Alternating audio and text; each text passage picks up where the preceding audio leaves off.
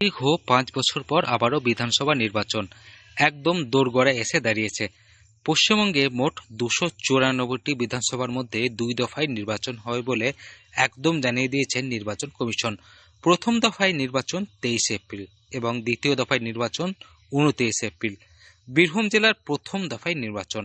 আর এই নির্বাচনের নির্ঘণ্ট প্রকাশ হতেই এবং প্রার্থী তালিকা ঘোষণা হতেই বিভিন্ন রাজনৈতিক দল নিজেদের প্রচার শুরু করেছেন। তবে কথাতেই রয়েছে, ভোট বড় বালাই ষাট। ঠিক এই ঘটনার সাক্ষী রইল বীরভূম এলাকার বাসিন্দারা।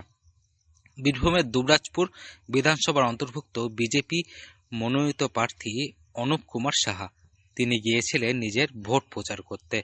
গ্রামের এক বাসিন্দা মাটিতে বসে রয়েছে। তবে তিনি কি কারণে মাটিতে বসে রয়েছেন এই প্রশ্ন তিনি করতেই ওই ব্যক্তি জানান যে আজ কাজে যাওয়া হয়নি, আর তাই ভাবলাম দাড়িটা একটু কামিয়ে নিই। তখন হঠাৎ বিজেপি প্রার্থী নিজের হাতেই রেজার, সাবান, ব্লেড তুলে ধরেন। একদম নাপিতের ভূমিকায় দাড়ি এবং গোঁফ খুব সযত্নে কেটে দিলেন ওই ব্যক্তির।